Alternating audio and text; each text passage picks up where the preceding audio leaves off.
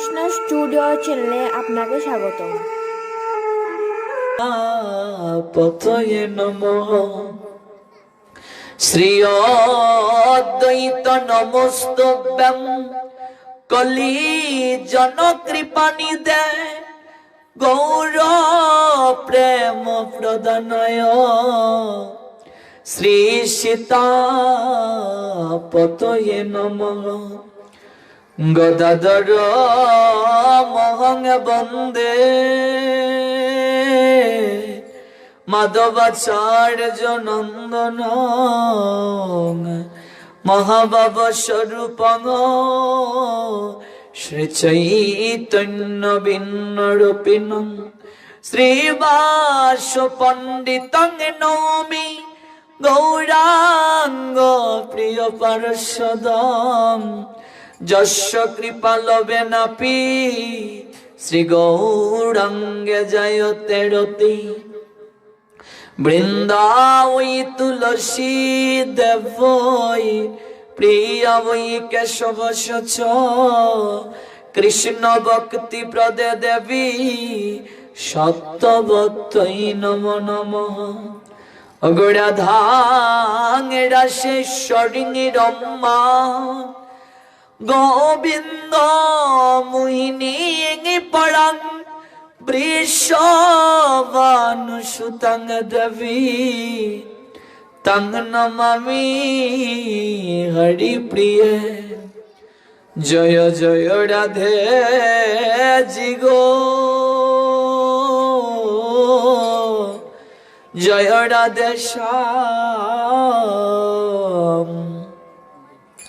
জয় রাধে শ্রী রাধে বৃন্দাবন ধাম জয় জয় জয় জয় রাধা রানী কি জয় জয় জয় জয় জয় মহা রানী কি জয় জয় রাধে জয় রাধে কৃষ্ণাত কীর্তন গান নর্তন পড়ো প্রেমামৃত অম্বুনিধি ধীর ধীর জন প্রিয় প্রিয় কর নির্মত স্বর পূজিত বন্দে রূপ সনাতন রঘুযুগ শ্রী জীব গোপালক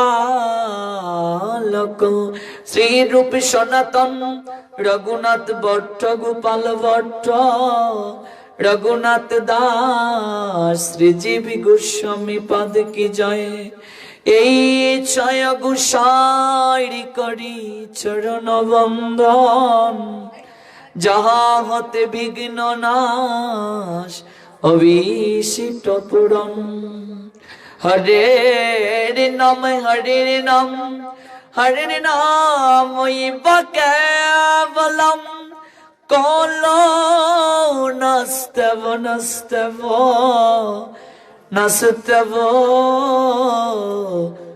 গতিরন্নতা হরি বল হরি বল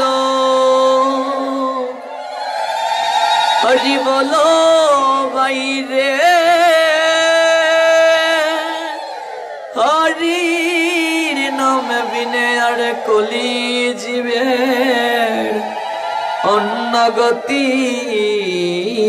নাই রে হরে কৃষ্ণ কৃষ্ণ কৃষ্ণ কৃষ্ণ হরে হরে হরে রাম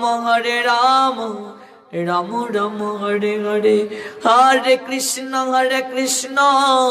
কৃষ্ণ কৃষ্ণ হরে হরে হরে রাম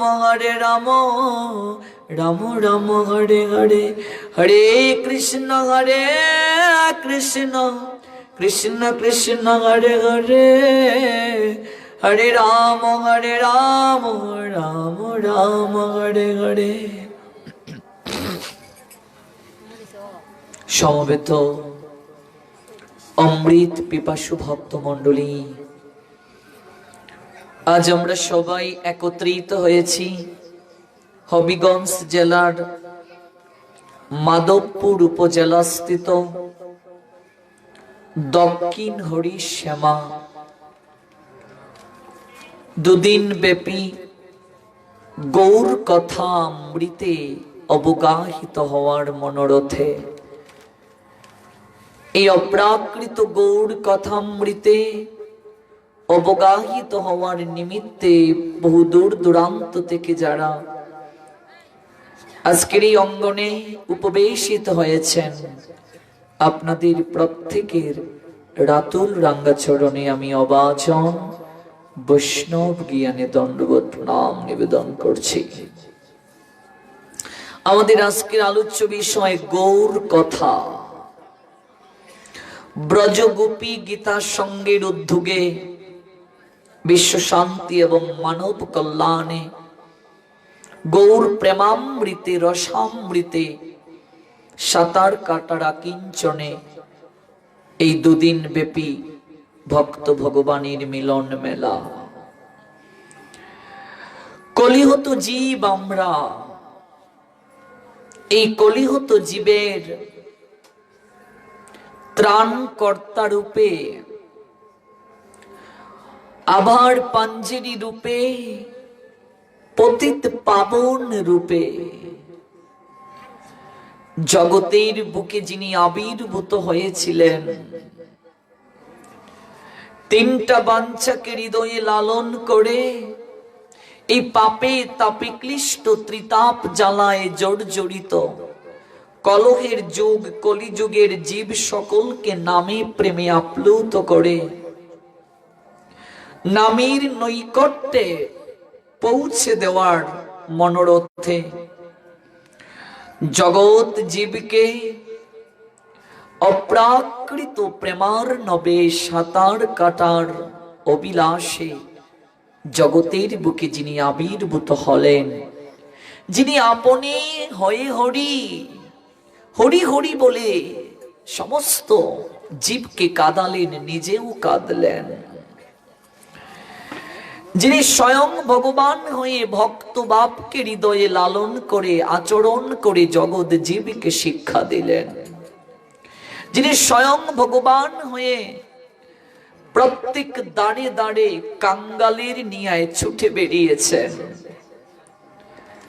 আর যাকে পেয়েছেন হাতে ধরে পায়ে ধরে শিক্ষা দিলেন, বজ কৃষ্ণ কহ কৃষ্ণ লহ কৃষ্ণ নাম রে।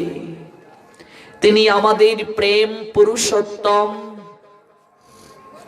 তিনি আমাদের যোগ পুরুষোত্তম, তিনি প্রেমের ঠাকুর পরমেশ্বর ভগবান শ্রীকৃষ্ণ চৈতন্য মহাপ্রভু।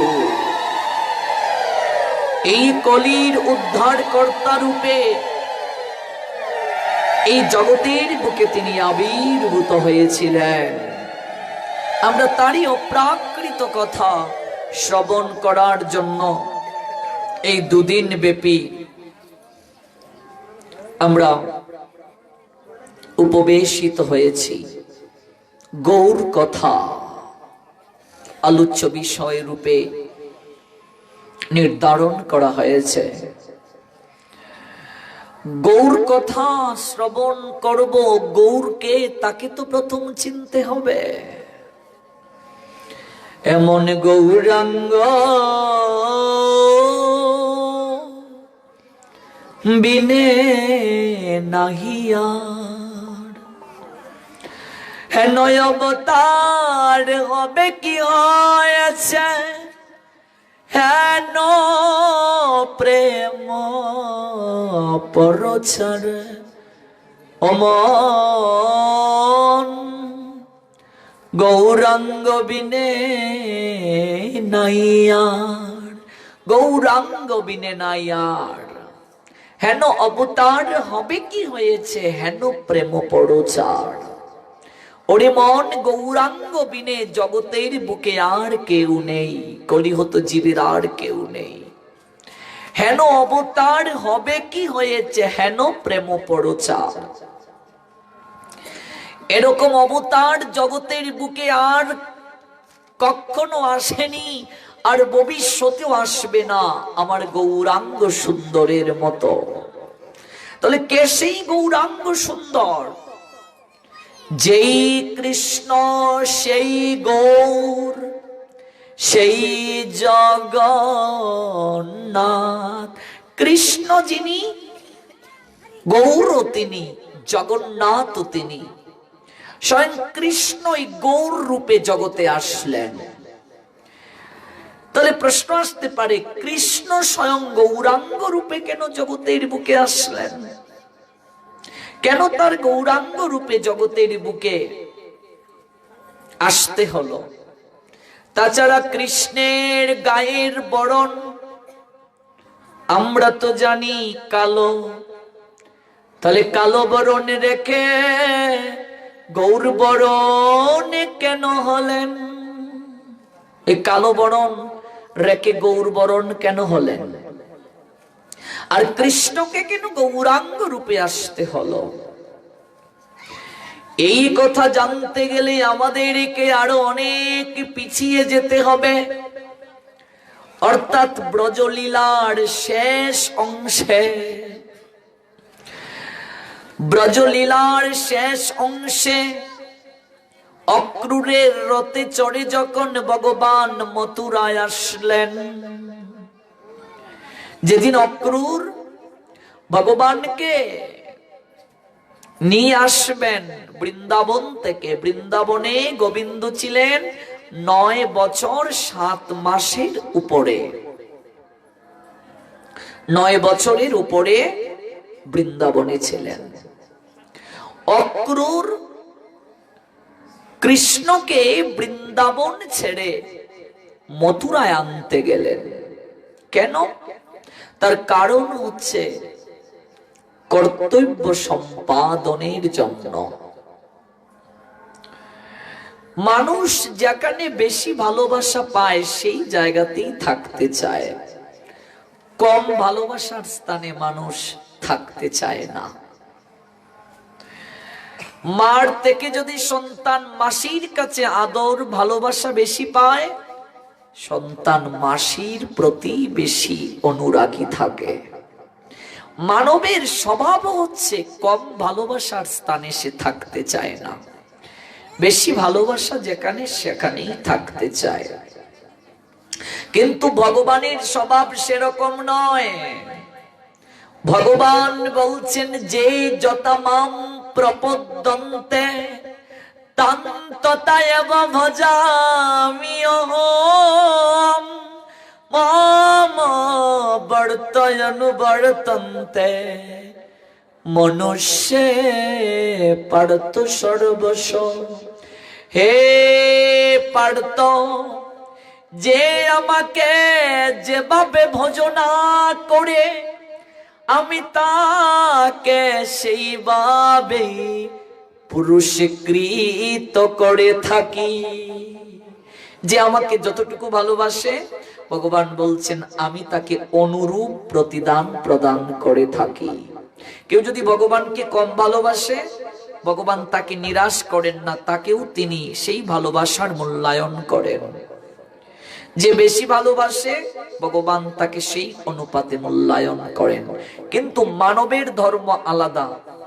মানুষকে যে বেশি ভালোবাসবে, কম ভালোবাসার স্থান ত্যাগ করে সে ওই জায়গায় চলে যাবে। তাহলে আমরা শাস্ত্র থেকে জানতে পাই ভগবানের সবচেয়ে বেশি ভালোবাসার স্থান। এবং ভগবানকে যদি অতিরিক্ত কেউ ভালোবাসে, অর্থাৎ শুধু অতিরিক্ত বললেও ভুল হবে, সর্বশ্রেষ্ঠ যদি কেউ ভালোবাসাটা দিয়ে থাকে, পরম ভালোবাসা দিয়ে থাকে, পরম মানে সর্বশ্রেষ্ঠ, এর উপরে আর কিছু হতে পারে না।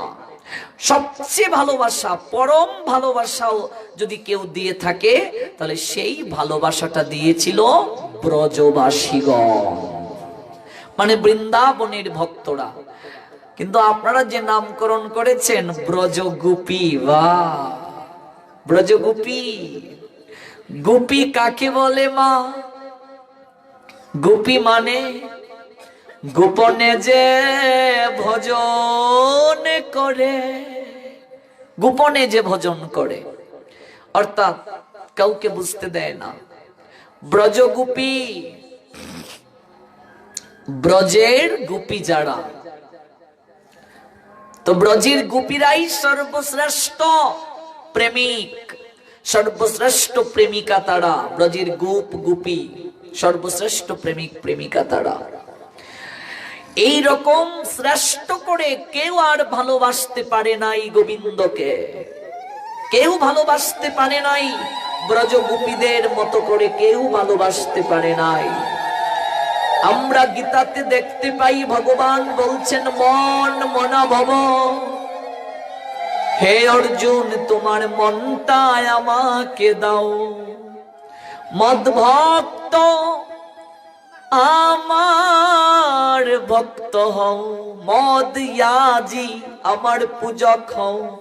মাম নমস্করু আমাকে প্রণাম নিবেদন করো। মামেবয়াস্যসি প্রতি জানে প্রিয় সীমে, তুমি আমার প্রিয়। কিন্তু কেমন করে ভগবানকে মন দিতে হবে, কিভাবে তাকে প্রণাম দিতে হবে, কিভাবে তাকে আরাধনা করতে হবে, এই কথাগুলো কিন্তু গীতায় লেখা নেই।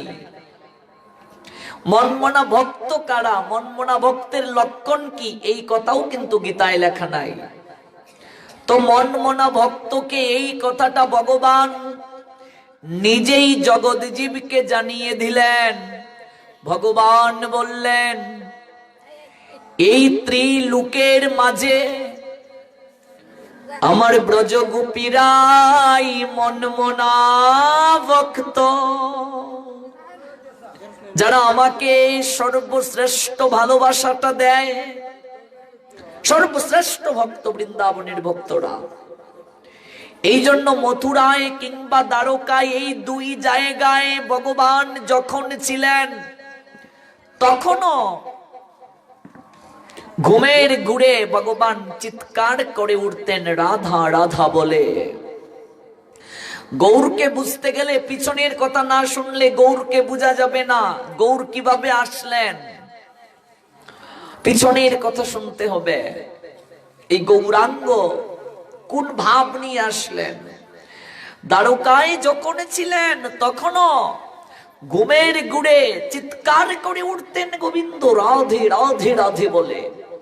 ভগবানের প্রধান যে মহিষীরা ছিলেন, রুক্মিণী, সত্যভামা, জাম্বুবতী, এই যে প্রধান মহিষী যারা, সেই মহিষীরা রোহিণী মায়ের কাছে গেলেন, বলরামের মা, গিয়ে বলছেন মাতা আমরা আমাদের প্রাণনাথকে এতটা সেবা করি, এতটা ভালোবাসি, কিন্তু মাতা এত ভালোবাসা দেওয়ার পরও আমাদের প্রাণনাথ ঘুমের ঘুরে প্রলাপ বকেন, চিৎকার করে উঠেন। কি নামে চিৎকার করে? বধূমাতা। এবার ভগবানের মহিষী যারা, তারা বলছেন মাতা আমাদের প্রাণনাথ ঘুমের ঘুরে একটি নামে চিৎকার করে উঠেন, আমরা জানতে খুবই কৌতূহলী, আমরা জানতে খুবই আগ্রহী। মাতা আমাদের প্রাণনাথ ঘুমের ঘুরে যে নামটি বলে চিৎকার করে উঠেন, আমরা প্রাণনাথের মুখে যে নামটি উচ্চারিত হতে শুনেছি, সেই নামটি হচ্ছে আমাদের প্রাণনাথ ঘুমের ঘুরে রাধা রাধা রাধা বলে চিৎকার করে উঠেন। মাতা একটি বার কৃপা করে বলুন, হগো কে সেই রাধা রানী? ওই রাধাটা কে গো মা? ঘুমের ঘুরে আমার প্রাণনাথ চিৎকার করে উঠেন, ওই রাধাটা কে? এতটা ভালোবাসা দেওয়ার পরও আমাদের প্রাণনাথ ওই নামটা মুখে উচ্চারণ করে, একটিবার জানতে চাই ওই রাধাটাকে। রোহিণী মা বলছেন বধূগণ, এটা তো অনেক গোপনীয় কথা, সবার কাছে বলা যাবে না। বৃন্দাবনের কথা, বৃন্দাবনের লীলা সবাইকে বলতে নেই। তাছাড়া আমার কৃষ্ণ বলরামের বৃন্দাবনের প্রতি একটা আকর্ষণ রয়েছে। তারা যদি ওই বৃন্দাবনের কথা শুনতে পায় ওরা পাগলের মতো হয়ে যাবে। চরণে জড়িয়ে ধরে বধূগণ বলছে, না মাতা, একটি বার জানতে চাই আমরা সেই লীলা। এমন কি ভালোবাসা ওরা দিয়েছিল ঐশ্বর্যের মাঝে থেকেও, রাজ সিংহাসনে থেকেও আমাদের প্রাণনাথ ঘুমের গুড়ে তাদেরকে স্মরণ করে। শুনেছি মাতা, ওরা নাকি ব্রজ গোয়ালী, ওদের নাকি আমাদের মতো বিশাল অট্টালিকা নাই, অর্থ নাই, সম্পদ নাই, বিত্ত নাই, বৈভব নাই। তাহলে মাতা, রাজ সিংহাসনে থেকেও আমাদের প্রাণনাথ ওদের কথা কেন স্মরণ করে? কি আছে ওদের যা আমাদের মাঝে নাই? আমরা এত সেবা করার পরও আমাদের প্রাণনাথ ওদের কথাই স্মরণ করে, ওদেরকেই ভালোবাসেন, ওদের নামে প্রলাপ বকেন। একটি বার কৃপা করে বলুন মাতা, আমরা বৃন্দাবনের কথা শুনতে চাই, বৃন্দাবনের কথা শুনতে চাই। কি আছে ওদের? রোহিণী মাতা বলছেন, তাহলে কৃষ্ণ বলরাম যখন থাকবে না গৃহে, ঠিক তখনই তোমাদেরকে এই কথা শোনাবো। তবে হ্যাঁ, সুভদ্রাকে দ্বার রক্ষিকা রাখছি। সুভদ্রা, তুমি কৃষ্ণ বলরাম যখনই ফিরে আসবে সঙ্গে সঙ্গে ইঙ্গিত করবে, আমরা আলোচনা বন্ধ করে দেব। কৃষ্ণ কোথায় থাকেন গো? নয়ম তিষ্ঠামি বৈকুণ্ঠে যোগিনাম হৃদয়ে নচ মদ্বাকতা যত্র গায়ন্তি তত্র তিষ্ঠামি। হে নারদ, হে নারদ, আমি বৈকুণ্ঠে ও থাকি না, আমি যোগীদের হৃদয়ে ও থাকি না। আমার ভক্তগণে যেখানে মিলিত হয়ে আমার গুণ কীর্তন করে, আমি সেই স্থানে শ্রীমতী রাধারানীকে নিয়ে বিরাজ করি। ভগবান আছেন কোথায়? ভগবানের কথার মাঝে। রোহিণী মাতা যখন ব্রজের কথা বলতে শুরু করলেন, কৃষ্ণ বলরাম পাগলের মতো হয়ে গেছে, পাগলের নিয়ে ছুটছেন সেই দিকে, যেখানে কথা হচ্ছে সেই দিকে যাচ্ছে। দেখো কথার আকর্ষণ কি! কৃষ্ণ কথা যেখানে হবে, আমাদের ভাগবত বলছেন ওই কথা আকর্ষণ করে কৃষ্ণকে সেই জায়গায় নিয়ে আসে গো। অন্য কোনো কিছু দ্বারা ভগবানকে আনা যায় না, কিন্তু ভগবানের কথার দ্বারা খুব সহজে ভগবানকে নিয়ে আসা যায়।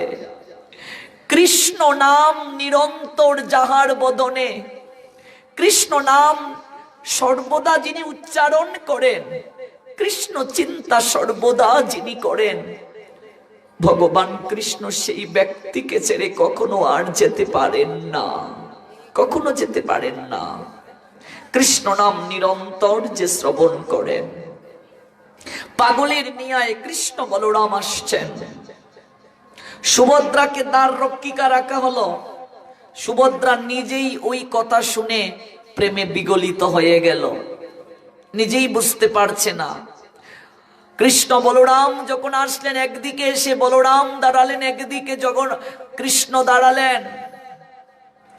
ওই ব্রজের কথা, বৃন্দাবনের মধুর লীলার কথা শ্রবণ করতে করতে প্রেমে তাদের তনু মানে শরীর বিগলিত হয়ে গেল। এই রূপটাই হচ্ছে জগন্নাথ বলদেব সুভদ্রার রূপ, প্রেমে বিগলিত তনু। পরবর্তীতে দেবর্ষি নারদ এসে বলছিলেন, প্রভু গো, এই রূপে তো তোমাকে আর কোনোদিন দেখি নাই, তাহলে তুমি এই রূপে জগতের কাছে আবির্ভূত হবে, কথা দাও। নারদকে কথা দিলেন, ওই জগন্নাথ আর বলরাম আর সুভদ্রা রূপে পূজিত হচ্ছেন ভগবান। কিন্তু আমাদের আলোচ্য বিষয় সেটা নয়। আমাদের আলোচ্য বিষয়টা হচ্ছে এখানে দ্বারকার মহিষীগণ বলছেন ওদের মাঝে এমন কি আছে যা আমাদের মাঝে নাই। আমরা এত ঐশ্বর্য দিয়ে ভালোবাসি, তথাপি ভগবান কৃষ্ণ, এই কৃষ্ণকেই তো তারা প্রাণনাথ ভাবেন। আমাদের প্রাণনাথ আমাদের কথা উচ্চারণ না করে বৃন্দাবনের ভক্তদের কথা কেন উচ্চারণ করেন? ভগবান নিজে লীলা করে দেখালেন কেন বৃন্দাবনের ভক্তরা শ্রেষ্ঠ ভক্ত, কেন বৃন্দাবনের ভক্তরা রসিক ভক্ত, কেন তারা পরম ভক্ত, সর্বশ্রেষ্ঠ ভক্ত। ভগবান একটা লীলা করে দেখিয়ে দিলেন।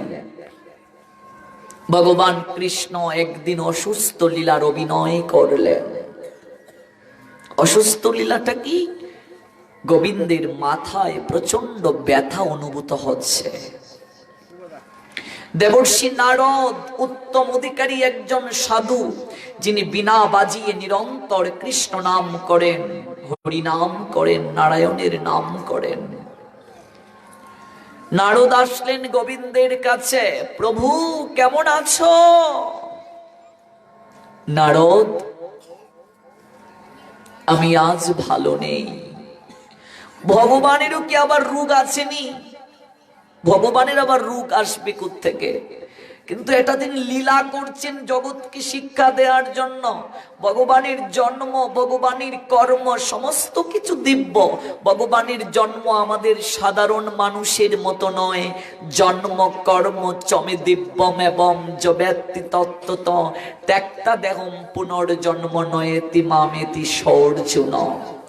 ভগবানের জন্ম আমাদের মতো নয়। আমরা তো জন্মগ্রহণ করি পিতামাতার মিলনে, প্রসবের মাধ্যমে আমরা আসি, কিন্তু ভগবান এমন ভাবে আসেন না। তার জন্মটা দিব্য, তিনি মায়ের কোলে সরাসরি আবির্ভূত হন। ভগবান কখনো বৃদ্ধ হন না, ভগবানের কখনো দাড়ি উঠে না, ভগবানের কখনো গুফ উঠে না, ভগবানের চামড়া কখনো কুঁচকে যায় না। ভগবান নিত্য নবকিশোর, নটবর। এখানে লীলা করছেন ভগবান শিক্ষা দেওয়ার জন্য। আমার মাথায় প্রচন্ড ব্যথা অনুভূত হচ্ছে নারদ, তাহলে প্রভু বৈদ্য ডেকে আনি। না নারদ, আমার মাথায় যে ব্যথা অনুভূত হচ্ছে এটা কোনো বৈদ্য সারাতে পারবে না। তাহলে কে সারাতে পারবে প্রভু? নারদ, তুমি এই মাথা ব্যথা যদি সারাতে চাও, তুমি আমার ভক্তের চরণ ধুলি তুমি নিয়ে এসো। ওই ধুলি এনে যখন তুমি আমার এই ললাটের মাঝে স্পর্শ করে দেবে, শিরের মাঝে স্পর্শ করে দেবে, সঙ্গে সঙ্গে আমার মাথা ব্যথা ভালো হয়ে যাবে। ভেবে দেখো, ভগবান বলছেন ভক্তির চরণ ধুলি নিয়ে এসো। দেবর্ষি নারদ কথাটা শুনে অবাক হয়ে গেলেন। তিনি ভাবলেন ত্রিলোকের মাঝে এমন কে ভক্ত আছে যার চরণ ধুলি দিয়ে ভগবানের মাথা ব্যথা দূর করবে। আরে ভক্তের চরণ ধুলি ভগবানকে দেওয়া, এটার হৃদয়ে মাঝে আনয়ন করা মানেই তো মহাপাপ, নরকের রাস্তা পরিষ্কার করা। এটা কি করে সম্ভব?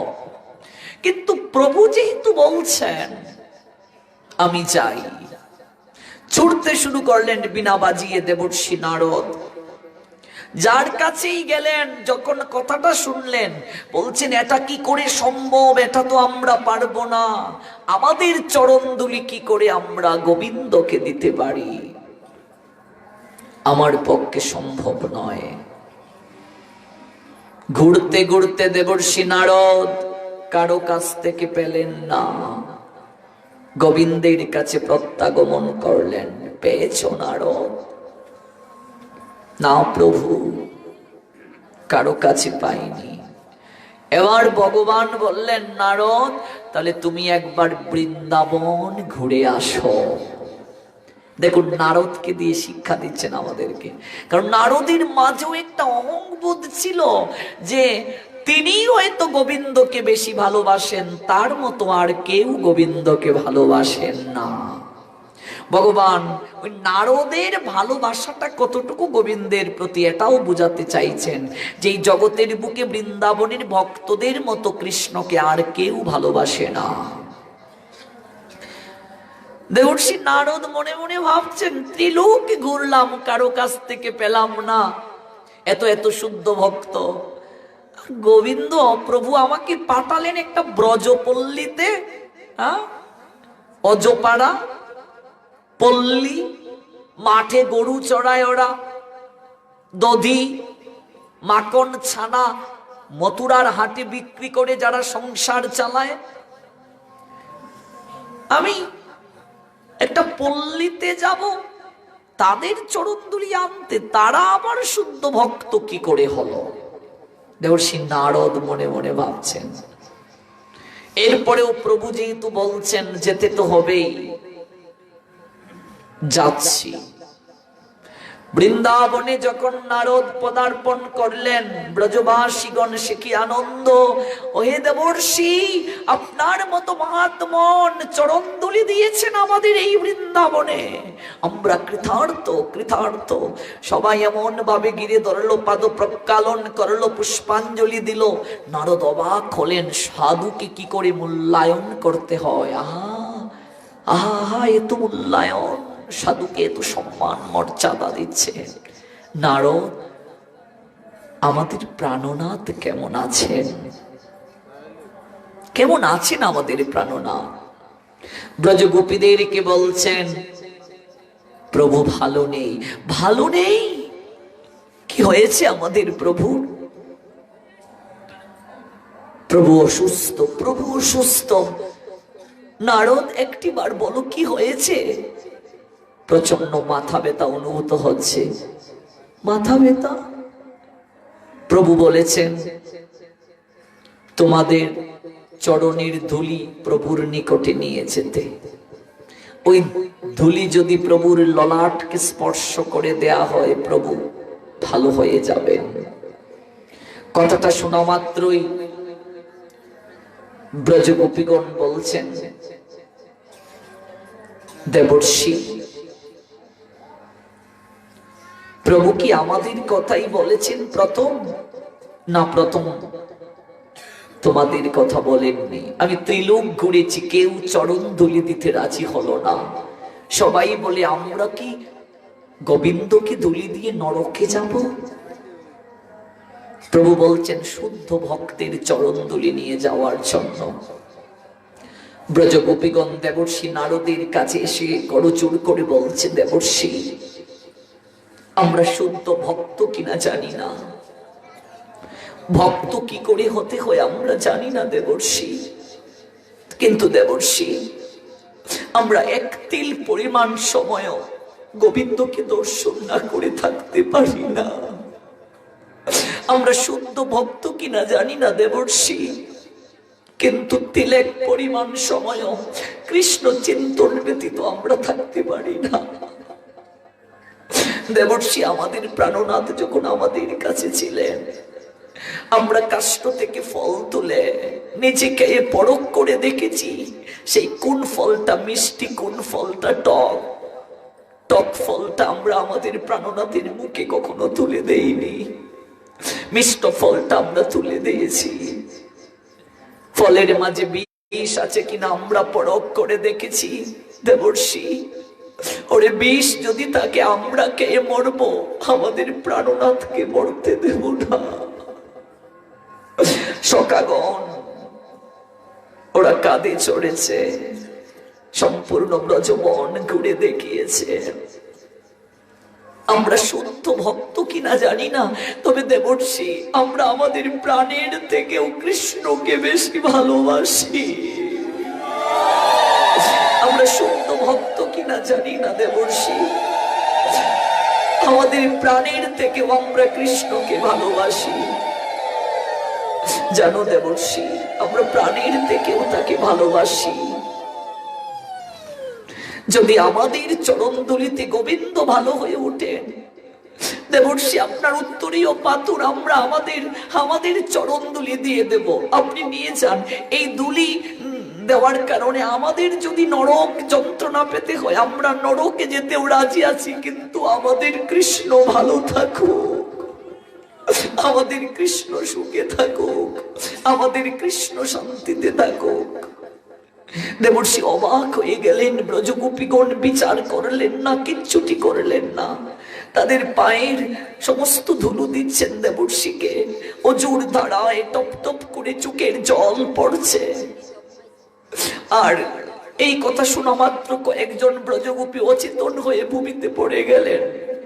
সখী রে, হরে প্রাণনাথ যদি মরে যায়,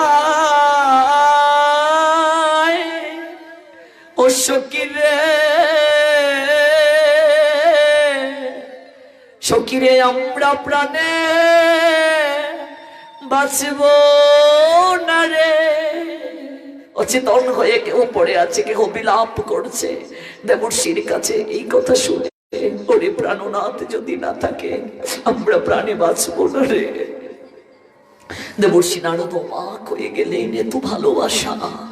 বিচার করলেন না, হ্যাঁ, চরণের দুলি সব দিয়ে দিলেন উত্তরীতে। দেবর্ষি নারদ সেই দুলি নিয়ে বৃন্দাবন থেকে যখন যাবেন, বৃন্দাবনের মাটিকে একটু প্রণাম দিলেন। দেবর্ষি ব্রজগোপীদেরকে প্রণাম দিলেন মনে মনে। ওই গোপিকাগণ, ধন্য তোমরা। আমি ভাবতাম আমি হয়তো গোবিন্দকে ভালোবাসি বেশি, তোমাদের কাছে এসে দেখলাম তোমাদের পাণ্ডিত্য না থাকতে পারে, শিক্ষা না থাকতে পারে, কিন্তু তোমাদের হৃদয়ে যে ভক্তি রয়েছে, প্রেম রয়েছে, জগতে আর কোথাও নেই। পাণ্ডিত্য যারা ভগবানকে পাওয়া যায় না গো মা। শিক্ষা, শাস্ত্রীয় জ্ঞান, পাণ্ডিত্য, অর্থবিত্ত, বৈভব দ্বারা ভগবানকে লাভ করা যায় না। কৃষ্ণ কৃপা লাভ হয় না। কৃষ্ণ কৃপা লাভ করা যায় কেবল হৃদয়ের ভালোবাসা দ্বারা গো, হৃদয়ের প্রেম দ্বারা।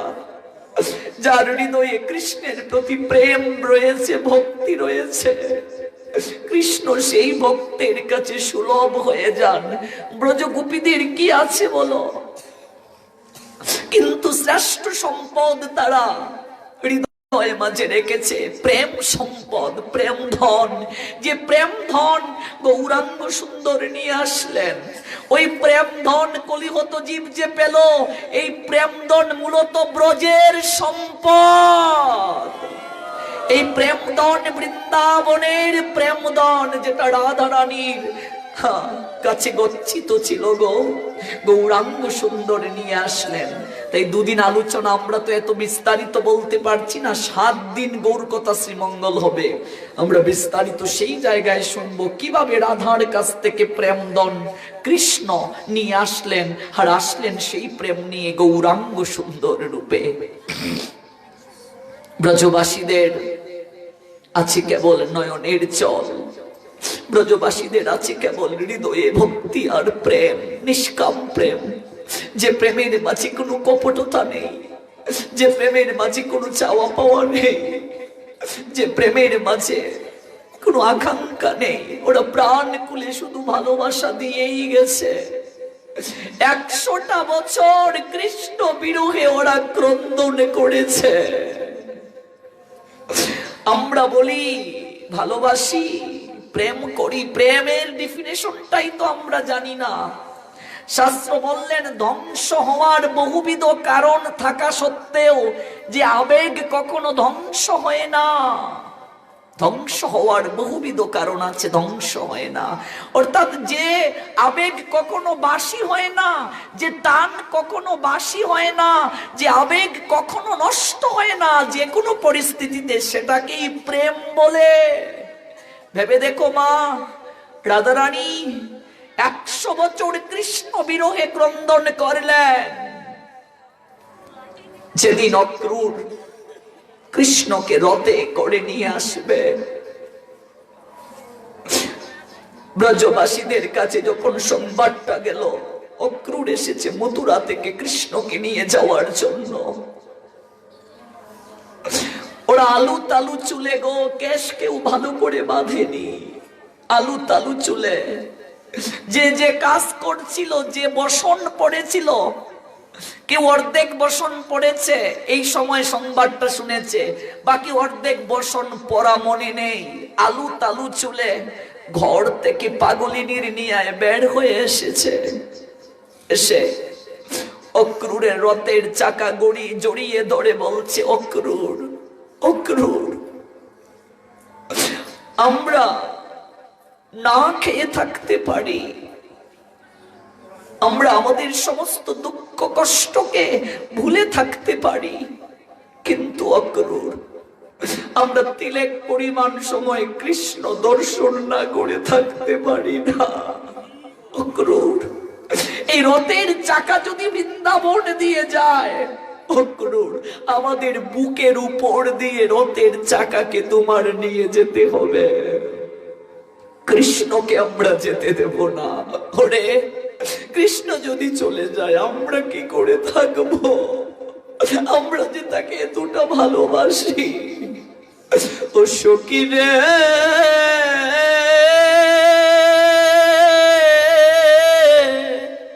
ওরে কি করিব সখী,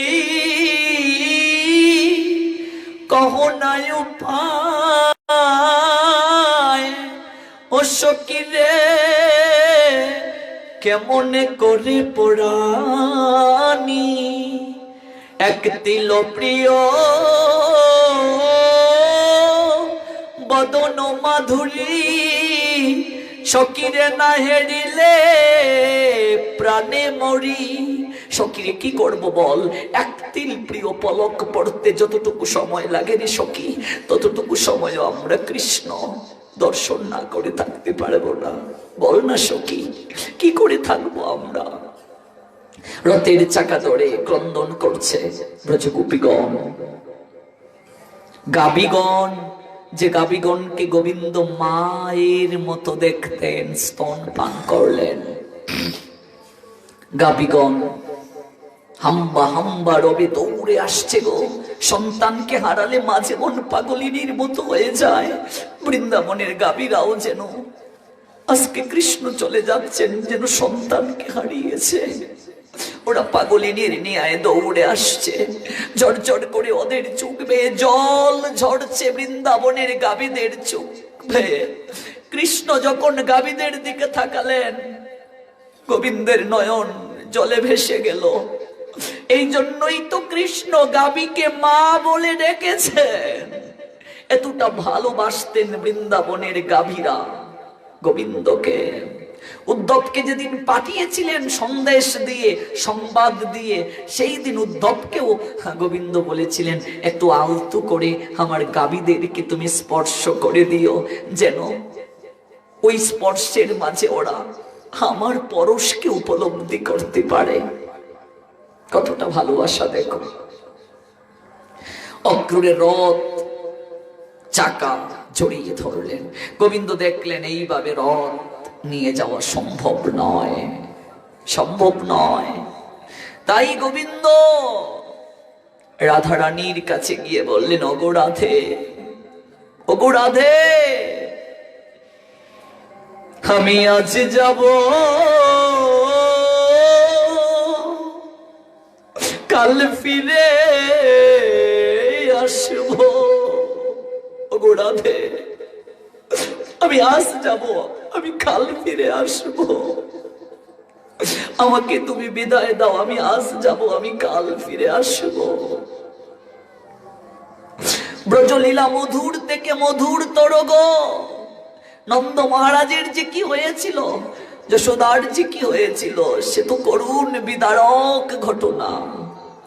আজ যাব, কাল ফিরে আসবো। এই যে প্রবোধ সান্ত্বনা দিয়ে রাধা রানীকে গেলেন গোবিন্দের, কাল আর কখনো হলো না গো।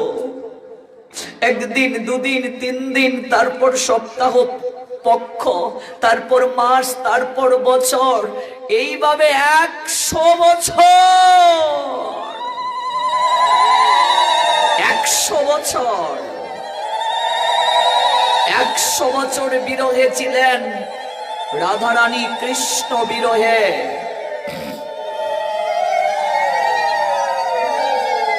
100 বছর কেন? সে আরেক লীলা। শ্রীরামের একটা অভিশাপ ছিল রাধারানীর প্রতি। 100 বছর কৃষ্ণ বিরহে তুমি থাকবে রাধে। আর রাধারানী শ্রীরামকে অভিশাপ দিলেন, ওরে শ্রীরাম, তুই অসুর কুলে জন্ম নে। ওই শ্রীরাম আসলো তুলসীর স্বামী শঙ্খচূড় হয়ে। 100 বছর শ্রীরামের অভিশাপের কারণে ব্রজবাসী কৃষ্ণ সঙ্গ থেকে বঞ্চিত হলো।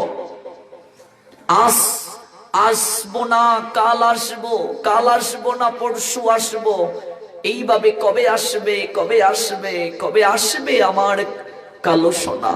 অপেক্ষার প্রহর আর পোহালো না। তাহলে রাধারানী কি নতুন কাউকে মনে ঠাই দিল?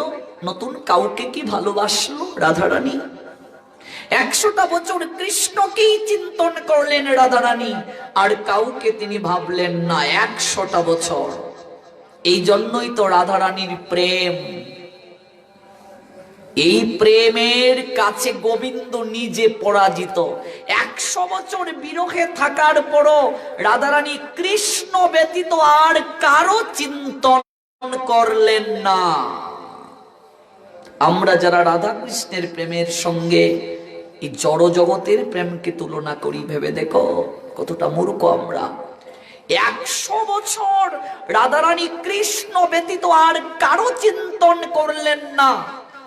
100টা বছর কাঁদলেন গোবিন্দের জন্য। সে কত যে বিরহ রাধারানীর, ওই বিরহ পদগুলো শুনলে চোখে জল ধরে রাখা যায় না। কত যে বিরহ রাধারানীর। 100 বছর গোবিন্দ দেখলেন রাধা আমাকে ভালোবেসে সারাটা জীবন কাঁদলো, ওই কান্নার মাঝেও আবার সুখ খুঁজে পায়। সখীদেরকে রাধারানী ডেকে বলছেন, সখীরে, ওরে মরিব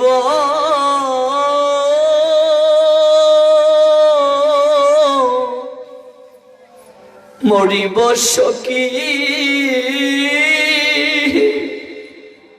ও সখী রে,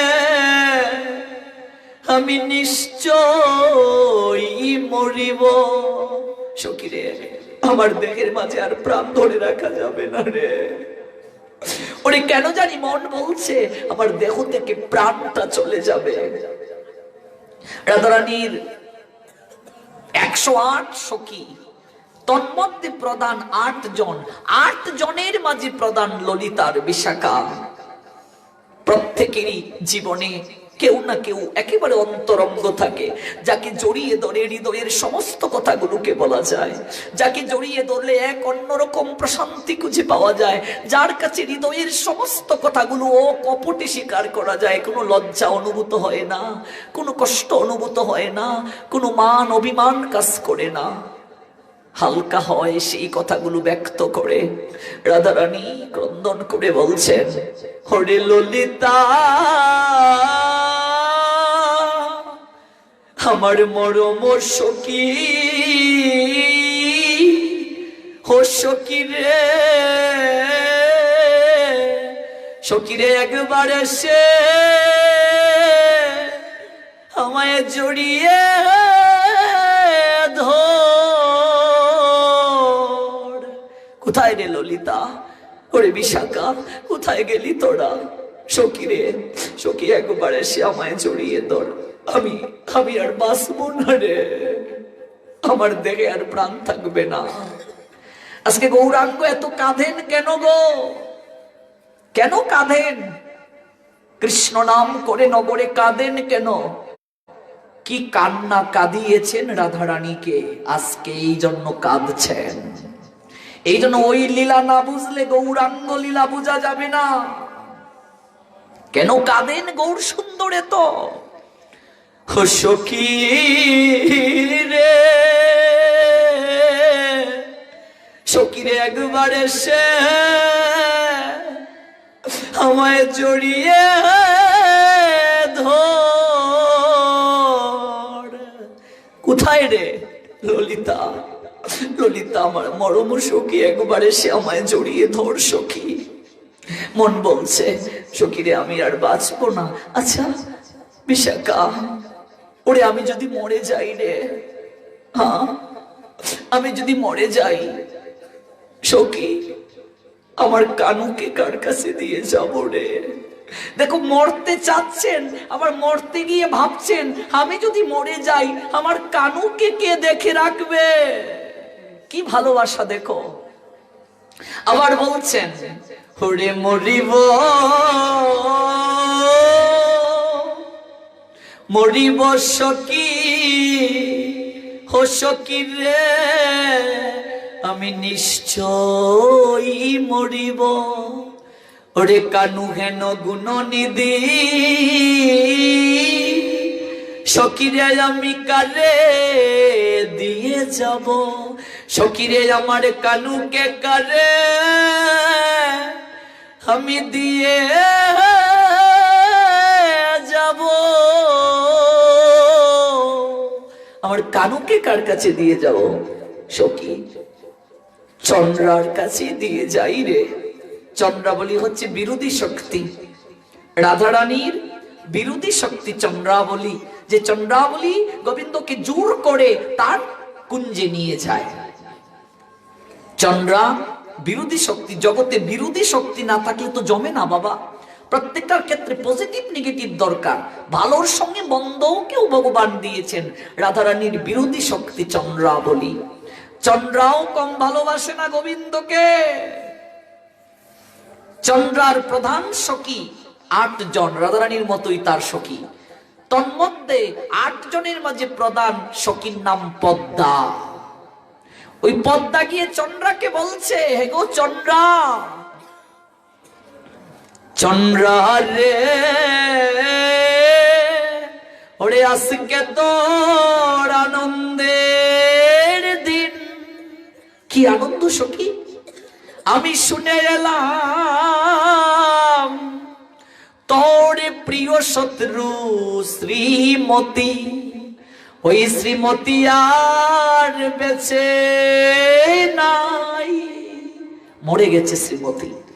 পদ্মা এসে বলছেন, এমনিতেই বলছেন চন্দ্রাকে সান্ত্বনা দেওয়ার জন্য, তোর শ্রীমতী যার কারণে তুই গোবিন্দকে তোর কাছে পাস না, সে মরে গেছে।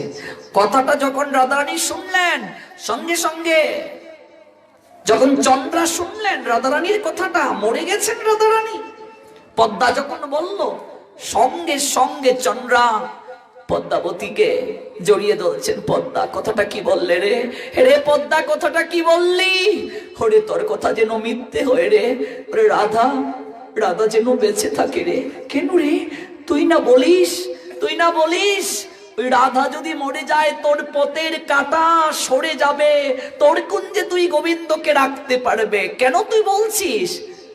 পদ্মা রে, ওরে পদ্মা, ওরে আমার প্রাণনাথ, এতদিন যাবত দেশান্তরী, আজকে রাধা বৃন্দাবনে আছে বলে আমি এখনো আমি আশায় বুক বাঁধি রে।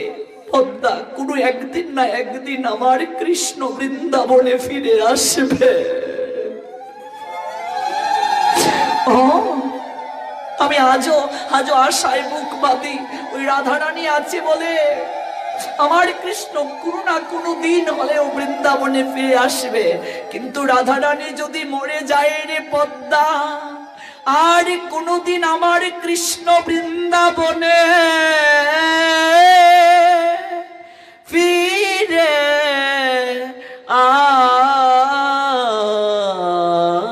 আসবে না। ওরে পদ্মারে রাধারানী বেঁচে থাকুক। দেখো কত ভালোবাসে চন্দ্রাও কৃষ্ণকে।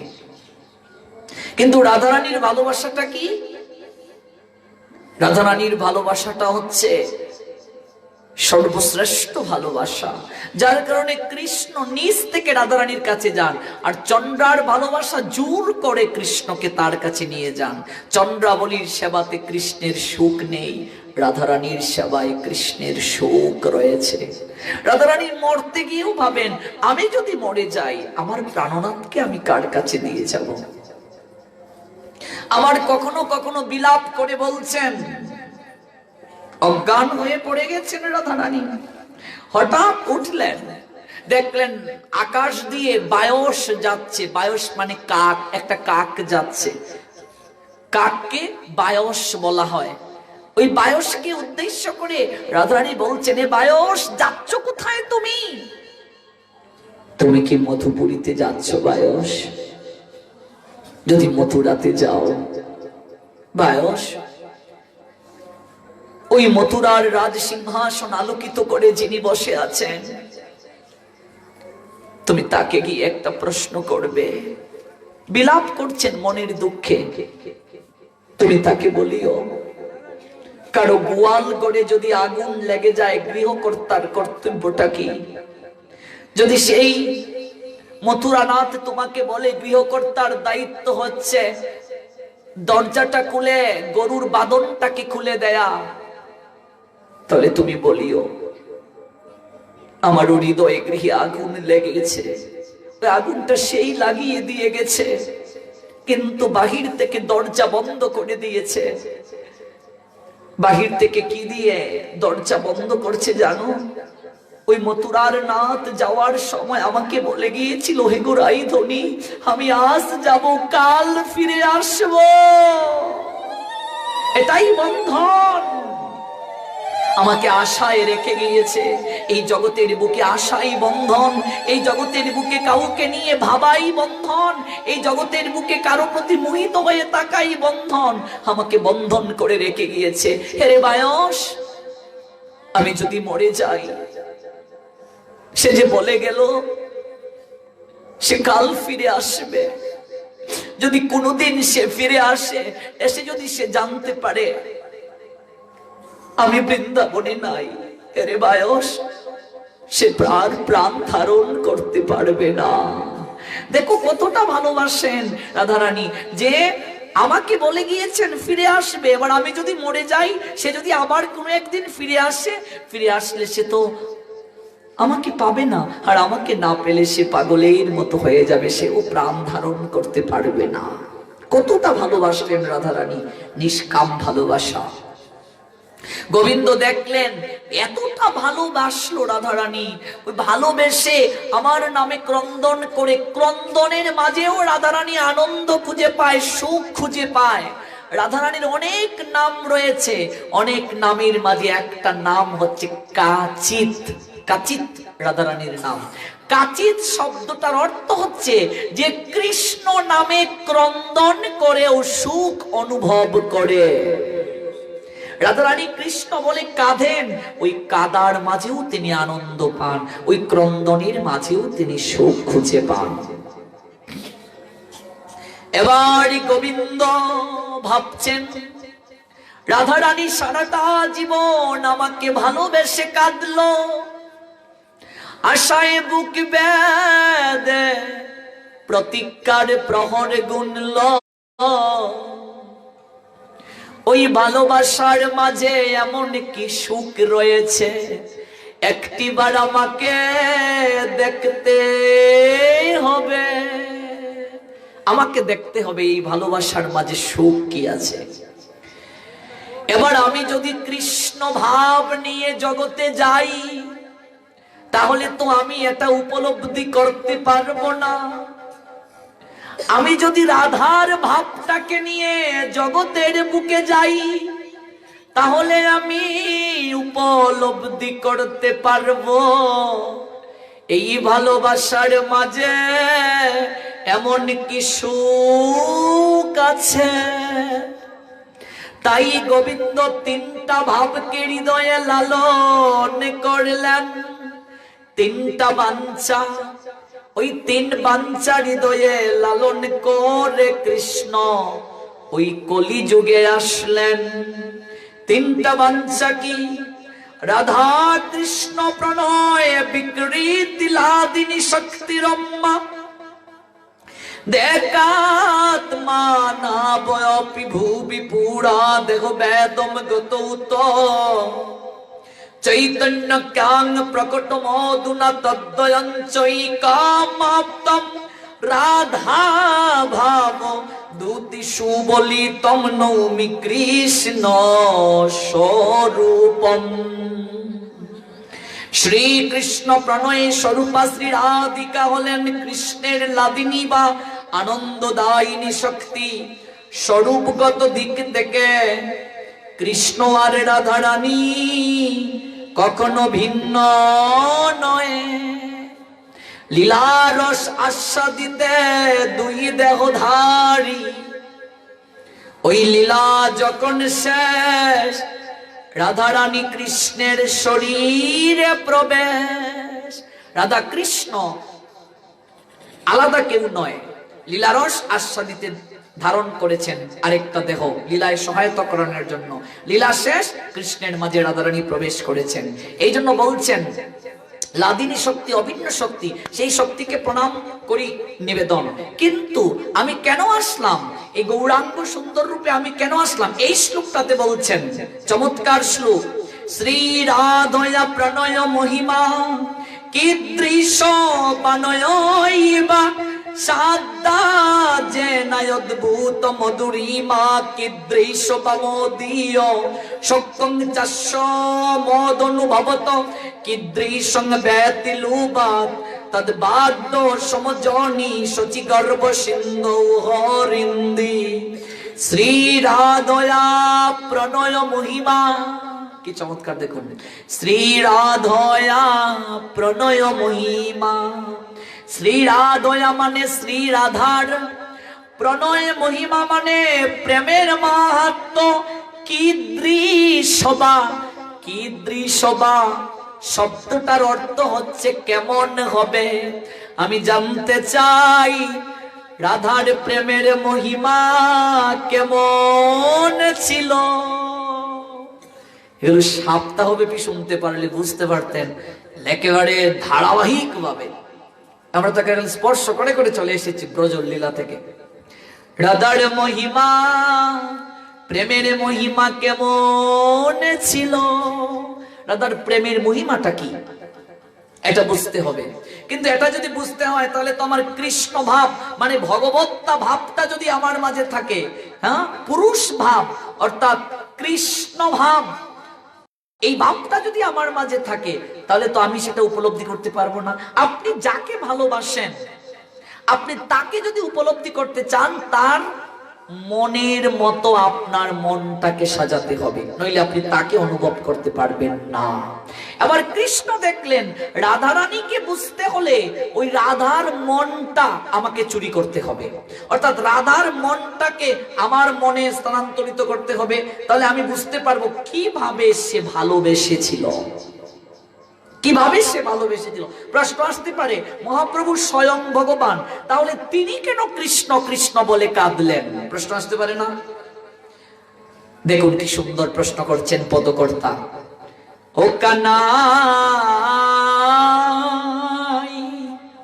কি অভাবে কার ভাবে বাই ব্রজ ছেড়ে এলে। তোমার অভাবটা কি কানাই? কি অভাবে তুমি আর কার ভাবটাকে নিয়ে তুমি ওই ব্রজ ছেড়ে এলে? মধুরী বৃন্দাবন ত্যায্য করে তুমি দেশান্তরী হলে। ওই বৃন্দাবনটা কেন ত্যায্য করে দেশান্তরী হলে? ও কানাই শিরে চূড়া নাই করে বাসিনাই, ওরে গলে নাই রে বনমালা। গৌরাঙ্গ সুন্দর যে আসলেন, তার শিরের চূড়া কি হলো, করের বাসি কি হলো, গলের মালাটা কি হলো, সব ব্যাখ্যা আছে। ও কানাই শিরে চূড়া নাই, করে বাসি নাই, ওরে গলে নাই রে বনমালা। ও কানাই আপনি হয়ে হরি, তুমি কেন বলো হরি,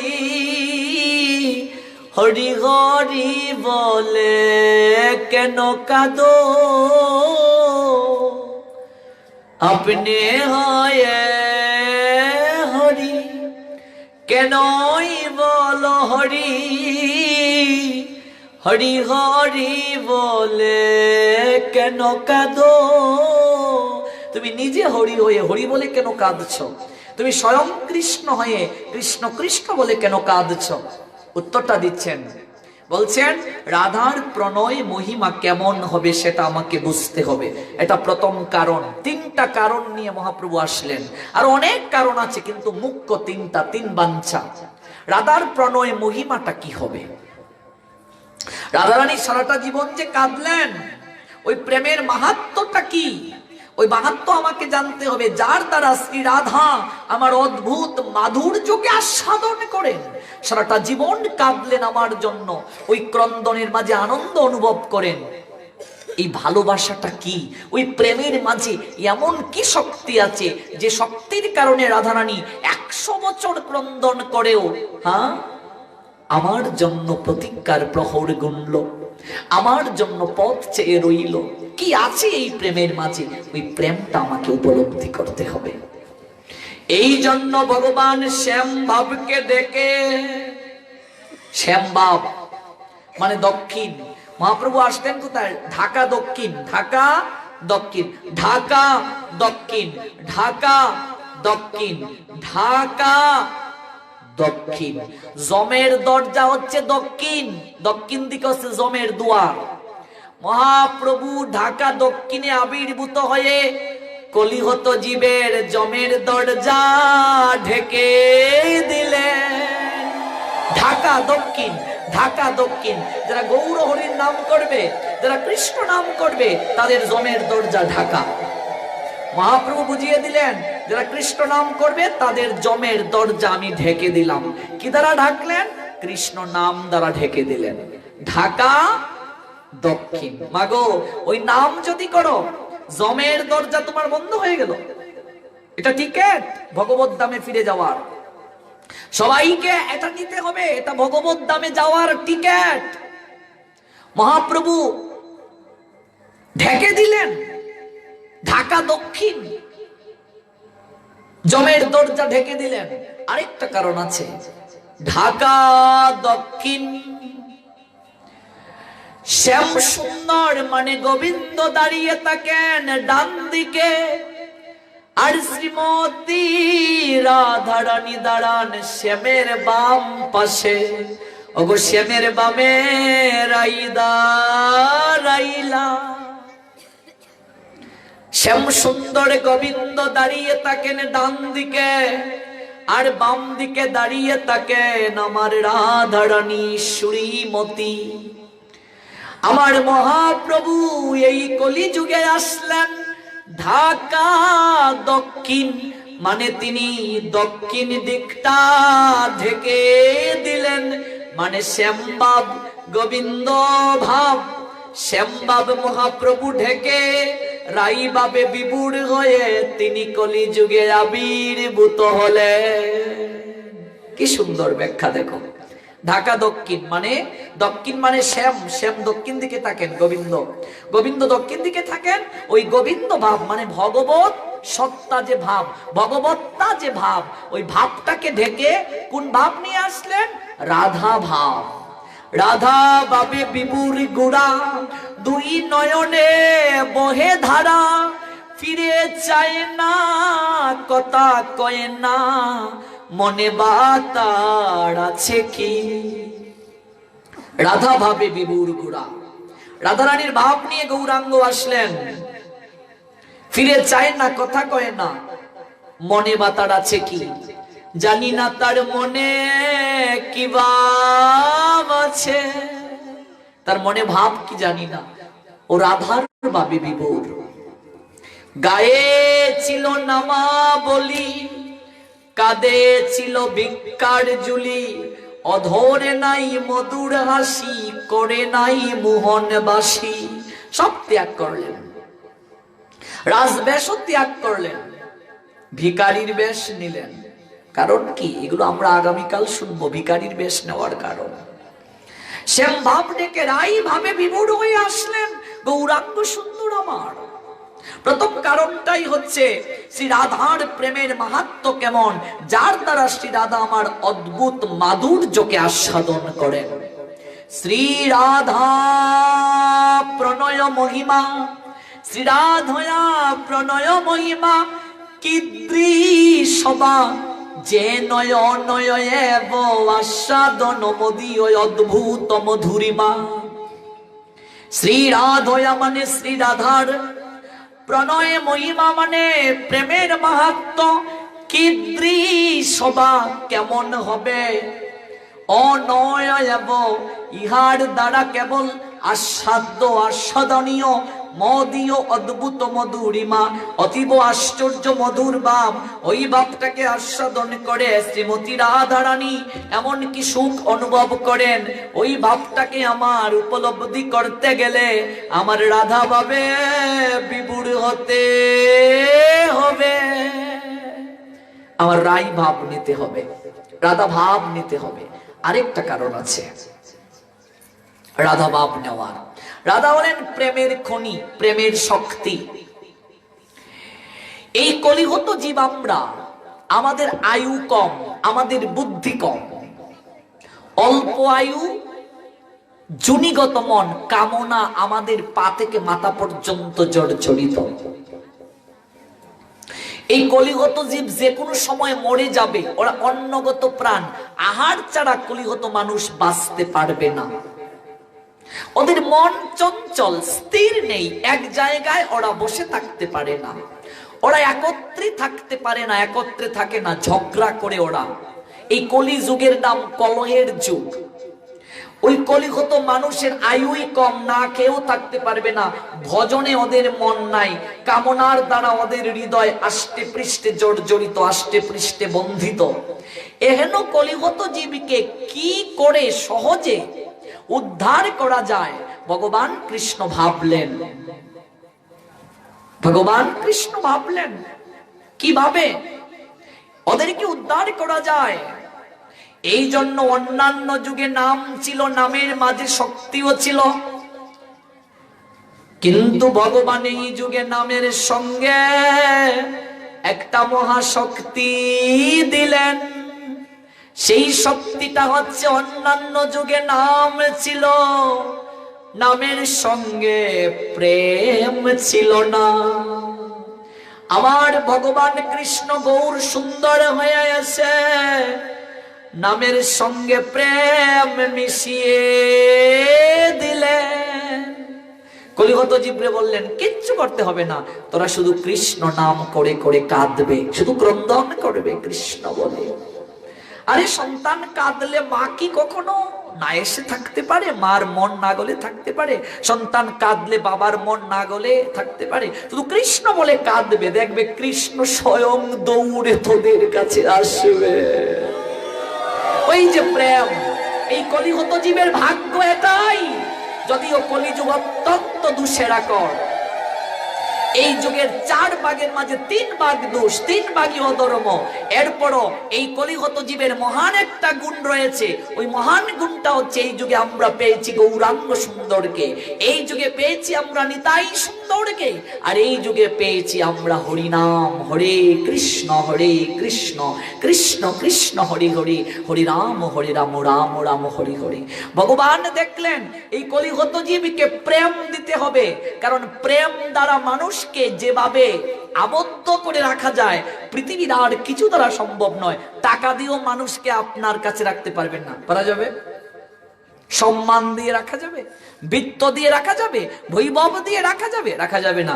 কিন্তু প্রেম দ্বারা খুব সহজে আকৃষ্ট করে আপনার কাছে রাখা যাবে। সম্পর্ক এমন এক জিনিস, ভালোবাসা এমন এক জিনিস, ভালোবাসা প্রেম এমন এক জিনিস, পৃথিবীর সমস্ত কিছু গৌণ একদিকে আর ভালোবাসার মানুষ আরেক দিকে। এটাই নিয়ম। মহাপ্রভু দেখলেন কৃষ্ণ তিনিই তো মহাপ্রভু। মহাপ্রভু কলিহত জীবের দুঃখ দুর্দশা দেখেই তো এই প্রেম বিতরণ করলেন। কিন্তু কৃষ্ণ তখনই অনুভব করলেন এই সামনে যে আগত যুগ, যে কলিযুগ, সামনে আগত যে যুগ, এই কলিযুগের মানুষকে যদি উদ্ধারের পথ দেখাতে হয় তাহলে তাদেরকে প্রেম ধন দান করতে হবে।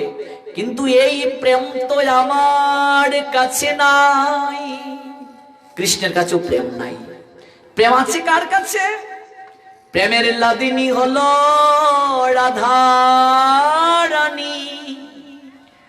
তাই গোবিন্দ রাধার প্রেমের ভাণ্ড থেকে প্রেম ধনটাকে চুরি করলেন, নিজের ওই প্রেম ভাবে বিভুরে আসলেন প্রেমের ভাণ্ড নিয়ে। প্রেমের ভাণ্ড নিয়ে স্বয়ং কৃষ্ণ গৌরাঙ্গ হয়ে আসলেন। জাতের বিচার করলেন না, কোন জাতপাত দেখলেন না। মহাপ্রভু আসার আগে এইভাবে একসঙ্গে বসার অধিকার ছিল না। উঁচু নিচু ভেদাভেদ ছিল, বড় ছোট ভেদাভেদ ছিল। মহাপ্রভু এসে সবাইকে একই কাতারে বসাইলেন, দেখিয়ে দিলেন যেই বোঝে সেই বড় অভক্ত হীনচ্ছাড়। ওরে কৃষ্ণ ভজনে নাই জাতি কুলাদি বিচার, কোন কুল জাতির বিচার নাই। ওরে মুচির কুলেও সূচি হয় রে, ব্রাহ্মণ হয়ে চণ্ডাল, আরে কর্মযুগে রাখাল হয়ে কৃষ্ণ বলরাম। ওরে স্বর্গ মর্ত পাতাল জয়ী দশমুণ্ড যার, সেই লঙ্কেশ্বরের পতন হয়েছিল কেবল করেছিল অহংকার। তাই জাতের বড়াই করিও না। মহাপ্রভুর প্রথম শিক্ষা, জাতের বড়াই করবে না, বংশের মর্যাদা করবে না, করলেই পতন হবে। জাতের বড়াই করবে না। স্বর্গ মর্ত পাতাল জয়ী দশমুণ্ড যার, সেই লঙ্কেশ্বরেরও পতন হইল করেছিল অহংকার। এবার বলছেন আমরা মিছে বড়াই করি ভবে, ভবে ভবে আমরা মিছে বড়াই করছি, কিন্তু ভাবছি না কেবল দুদিনের সংসার। এই 2 দিনের সংসারে এত বংশের মর্যাদা করারই কি আছে? পাণ্ডিত্যের অহংকার করারই কি আছে? রূপের গর্ব করারই কি আছে? কিছুই নাই। রাত্রে ঘুমালে চোখটা খুললে সকাল, নইলে তোমার জীবনে পরকাল। কিসের আছে অহংকার? সবাইকে এক কাতারে বসাইলেন গৌরাঙ্গ সুন্দর আমার। মহাপ্রভু আসার আগে ব্রাহ্মণ চণ্ডাল কখনো কুলাকুলি করে নাই, এক জায়গায় বসে নাই। মহাপ্রভু এসে ব্রাহ্মণ চণ্ডাল উভয়কে কুলাকুলি করালেন, একসঙ্গে বসালেন। এই মধুর লীলা জগৎ জীবার কোনোদিন দেখে নাই, দেখে নাই। তবে সদাচারী ব্রাহ্মণ যারা, অবশ্যই মহাপ্রভু তাদেরকে শ্রেষ্ঠত্বের মর্যাদা দিয়েছেন, নিজেও মহাপ্রভু তাদেরকে সেবা করেছেন। সম্মান, ব্রাহ্মণ তো পূজনীয়, নিশ্চয়ই সম্মান দিয়েছেন, শ্রদ্ধা দিয়েছেন। সদাচারী যারা, একই কাতারে সবাইকে বসালেন মহাপ্রভু, একই কাতারে। দেখেছো কি মনো ব্রাহ্মণ চণ্ডালে করে কুলাকুলি, আমার গৌর আসিল একই কাতারে বসাইল। আহা কি মধুর রঙ্গ, ওরে এমন রঙ্গ আর দেখি না রে। কি সুন্দর আচার্যগণ এগুলো ব্যাখ্যা করে গেলেন। মহাপ্রভু আসার আগে ছিল না। মহাপ্রভু আসার আগে জাতপাতের কারণে মানুষ নিজের ধর্ম ত্যাগ করে অন্য ধর্মে চলতে শুরু করেছিল। মহাপ্রভু এসে সবাইকে এক প্রেমের পতাকা তলে আশ্রয় দিলেন। সেই প্রেমটা কি? মহাপ্রভুর প্রেমটা কি? কৃষ্ণ প্রেম। নিজে কৃষ্ণ হয়ে তিনি শিক্ষা দিচ্ছেন। কারণ কি? ভগবান হয়ে আচরণ করছেন যেন জগৎ জীব গ্রহণ করে। কারণ আচরণ না করলে জগৎ গ্রহণ করবে না। আপনি আচরে প্রভু জীবের শেখায়, আপনি না আচরিলে জীবকে শেখানো না যায়। নিজে আচরণ করে মহাপ্রভু শিক্ষা দিচ্ছেন। এটাই ভগবানের বিশেষত্ব। আমরা এতদিন জানতাম ভগবান মানে অনেক দূরের কেহ, ভগবান মানে একটা কঠিন বস্তু, অনেক দূরের, ভয় কাজ করে ভগবানের নাম শুনলে। মহাপ্রভু এসে বললেন, ভগবান দূরের কেহ নয় গো, ভগবান তোমাদের কাছের জন, তোমার পরিবারের সদস্য ভগবান। মহাপ্রভু এসে এমন কাছের করে দিলেন। দেখেছো, মানুষ উপরে উঠে সাধনায়, আর আমরা কলিগত জীব দেখেছি ভগবান কৃপা করে নেমে এসেছেন। শুধু নামেনি নাই, ভক্তের সঙ্গে গলাগলি করে একই সঙ্গে ধুলায় গড়াগড়ি করেছে। এটা নবদ্বীপের সন্দেশ। এই নবদ্বীপের সংবাদ যেভাবে দিয়েছে পৃথিবীর আর কোনো সাহিত্যে, আর কোনো শাস্ত্রে এই সংবাদ দেয় নাই। ভগবান সাধারণ মানুষের মতো হয়ে ধুলায় গোড়াগুড়ি করেছেন। ভেবে দেখো আমরা কলিহত জীব কতটা ভাগ্যবান। ভগবান ধুলায় গোড়াগুড়ি করেছেন, ভগবান নিজে ধুলায় গোড়াগুড়ি করেছেন। রাধার প্রেম ভাবটাকে ভগবান গ্রহণ করলেন এবং সেই প্রেমের ভাণ্ড নিয়ে জগতে আসলেন। সেই প্রেমের ভাণ্ড থেকে কারা প্রেম লাভ করবে এটাও দেখিয়ে দিলেন আচার্য। বলছেন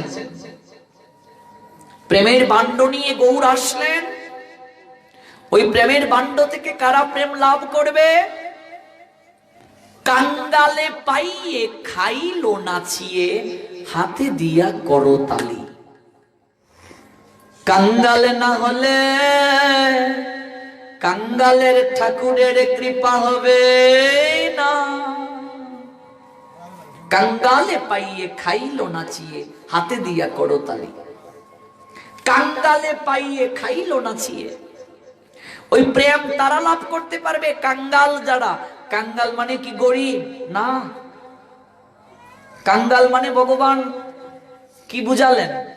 কাঙ্গাল না হলে আমার কৃপা হয় না, পাও না, কৃপা পাবে না। কাঙ্গাল মানে সমস্ত কিছু তোমার আছে, কিন্তু হৃদয়ে মাঝে এই ধারণা থাকতে হবে, হে গোবিন্দ এই কোনো কিছুই আমার না, আমি কাঙ্গাল, আমার কিছু নাই, এই সমস্ত কিছু তোমার, আমি কেবল তোমার নির্দেশে দেখাশোনা করছি। সন্তান বলো, সম্পদ বলো, অট্টালিকা বলো, এই কোনো কিছুই আমার না, সব তোমার, আমি কেবল এগুলো দেখাশোনা করছি। এই যে ভাব, কাঙ্গালে পাইয়ে খাইলো নাচিয়ে।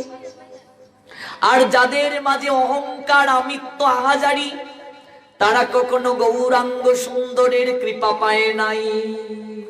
এটা নবদ্বীপের লীলা, যখন চৈতন্য চরিতামৃত পড়বে সমস্ত কিছু আছে। উচ্চ বর্ণের যারা, তারা মহাপ্রভুর কৃপা পায় নাই। কাঙ্গাল না হলে হবে না, অহংবোধ পাণ্ডিত্যের অহংকার থাকলে হবে না। এই জন্য মহাপ্রভু বলে দিলেন, কৃষ্ণ প্রেম ধন বিনা ব্যর্থ দরিদ্র জীবন। এই জগতের বুকে দরিদ্র তারা, এই জগতের বুকে গরিব তারা। কারা? যাদের টাকা পয়সা নাই। মহাপ্রভু বলছেন না, যারা কৃষ্ণ প্রেম লাভ করতে পারে নাই, তারা গরিব দরিদ্র তারা। কৃষ্ণ প্রেম ধন বিনা ব্যর্থ দরিদ্র জীবন, দাস করি বেতন মুরে দেহ প্রেম ধন। মহাপ্রভু নিজে ভিক্ষা করছেন সেই প্রেম ধন। এগুলো আগামীকালের জন্য আমরা রাখছি। আমরা একটা বিষয় পেলাম, রাধার প্রেমের মাহাত্ম্যটা কেমন হবে, যার দ্বারা শ্রী রাধা আমার অদ্ভুত মাধুর্য আস্বাদন করেন, সেই মাধুর্যই বা কিরূপ। প্রথম হচ্ছে রাধার প্রেমের মাহাত্ম্য কেমন, প্রথম এটা হচ্ছে 1 নম্বর। 2 নম্বর হচ্ছে শ্রী রাধা আমার অদ্ভুত মাধুর্য আস্বাদন করেন, সেই মাধুর্যটা কেমন আমাকে উপলব্ধি করতে হবে। এরপর 3 নম্বর কারণ বলছেন, দেখুন কি সুন্দর কারণ। শোকমকিদ্রি সম্বাইতি লুবা তদ্বাদ্য শচিগর্ভ সিন্ধৌ হরিন্দু সমজানি। আমার মাধুর্য আস্বাদন করে শ্রী রাধা যে সুখ অনুভব করেন, এই সুখটা কি তাও আমায় দেখতে হবে। মহাপ্রভু আসার পিছনে প্রধান 3টা কারণ কি, ভালো করে আবার জানুন। 1 নম্বর কারণ, শ্রী রাধার প্রেমের মাহাত্ম্য কেমন। 1 নম্বর কারণ কি, শ্রী রাধার প্রেমের মাহাত্ম্য কেমন। 2 নম্বর কারণ, সেই প্রেমের মাধুর্য কেমন, মানে প্রেমের মধুরিমাটা কেমন আস্বাদন করব আমি। 3 নম্বর, এই প্রেমে আপ্লুত হয়ে রাধারানী এমন কি সুখ পান, আমাকে ভালোবেসে রাধারানী এমন কি সুখ পান। এই 3টা কারণকে হৃদয়ে লালন করে শচী সিন্ধু গর্ভে স্বয়ং ভগবান কৃষ্ণ নিমাই হয়ে গৌরাঙ্গ হয়ে আবির্ভূত হলেন। স্বয়ং ভগবান ভক্তভাবকে অঙ্গীকার করে ব্রজলীলায় অনাস্বাদিত শ্রী রাধার প্রেমের মাহাত্ম্য আপন অদ্ভুত মাধুর্য সমাধুর্য আস্বাদনে রাধারানীর সুখের প্রতি প্রলুব্ধ হয়ে শচী দেবীর গর্ভরূপ সমুদ্রে আবির্ভূত হলেন। প্রেম বুভুক্ষু ভগবান শ্রীকৃষ্ণ স্বয়ং পূর্ণ হওয়া সত্ত্বেও প্রেম ধনে ধনী, প্রেমে বিলাসিনী, প্রেমে সেবিকা শ্রীমতী রাধিকার কাছে শিষ্য নট বা শিক্ষার্থী হলেন। শ্রীমতী রাধা রানীকে তিনি প্রেমের গুরু বললেন। প্রেমের গুরু রাধারানীর 2টা রূপ, একটা গুরু রূপ, একটা ভক্ত রূপ। গুরুতে গোবিন্দেরও গুরু তিনি, প্রেমের গুরু। দেখো প্রেমের শক্তি কি, সবাইকে বশীভূত করে ফেলে। তাই ব্রজলীলায় রাধারানীর সুদুর্লভ প্রেম সুখ কৃষ্ণ তখন আস্বাদন করতে পারেন নাই। সেই অভাবকে পূরণ করার জন্য আজ স্বয়ং কৃষ্ণ রাধা ভাব কান্তি নিয়ে পূর্ণ ভগবান, তবুও তিনি ভক্ত ভাব হৃদয়ে লালন করে গৌরাঙ্গ হলেন। এই জন্যই দেখুন বাসু ঘোষ বলছেন, যদি গৌর না হইত তবে কি হইত, কেমনে ধরিতাম দে। যদি গৌর না হইত তবে কি হইত, কেমনে ধরিতাম দে। রাধার মহিমা প্রেম রস সীমা জগতে জানাত কে, বলিয়ে জগতে কে জানাতো, কে জানাতো বলো, রাধার মহিমা জগৎকে কে জানাতো, বলিয়ে জগতে কে জানাতো।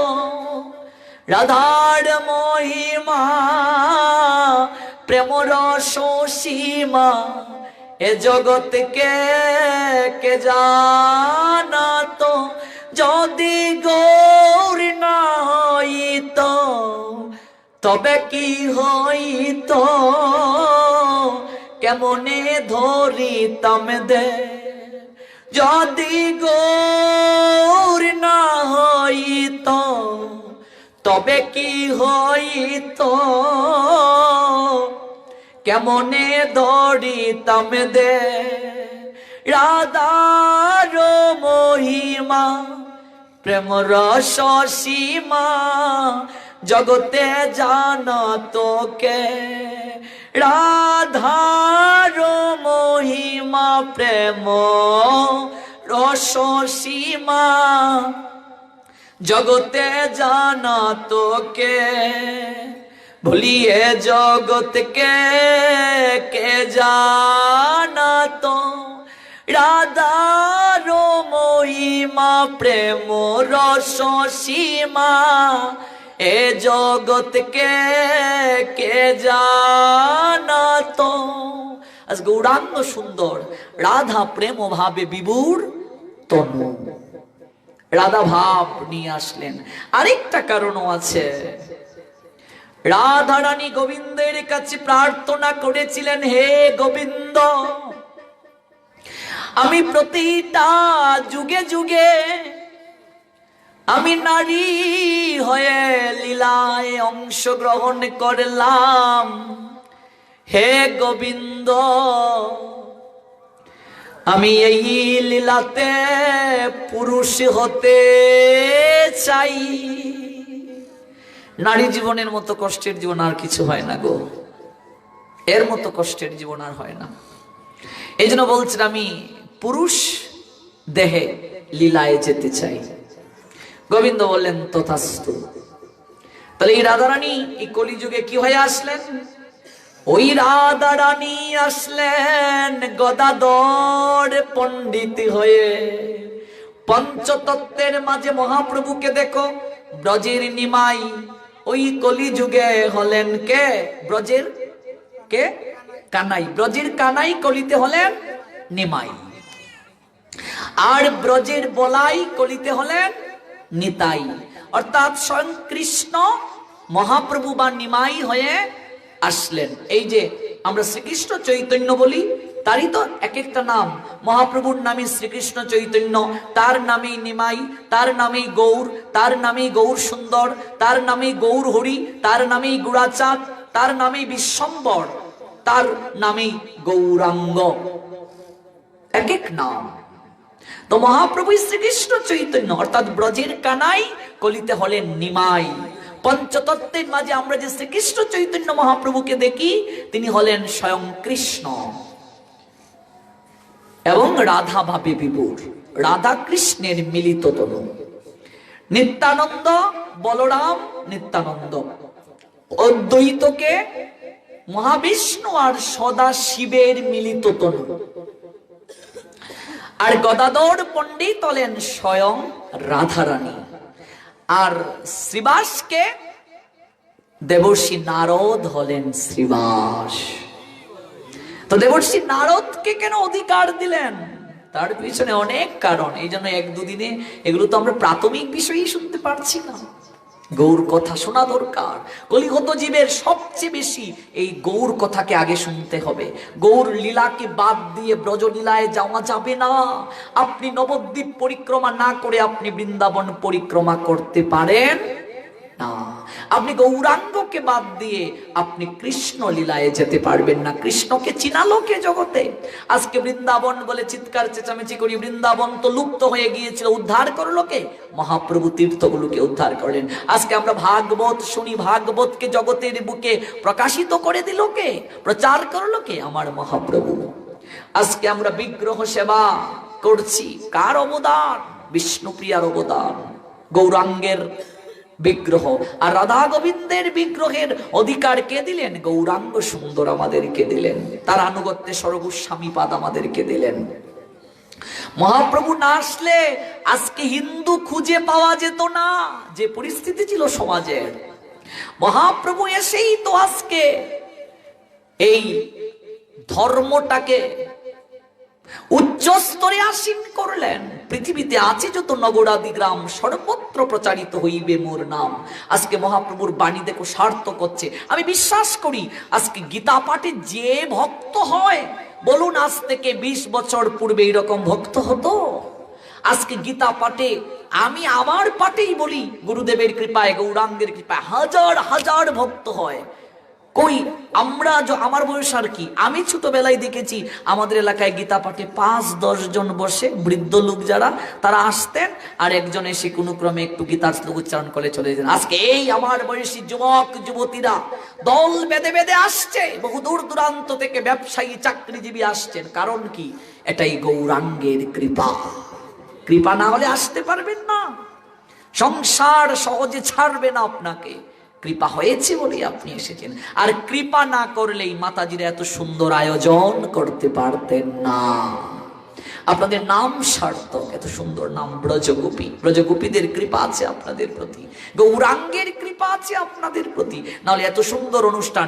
এই নিয়ে 3 বারের মতো আপনাদের চরণ ধুলির সুযোগ পেলাম, তাই তো? 3 বার আসলাম এই জায়গায়। এটা আমার জীবনে সবচেয়ে বড় পাওয়া।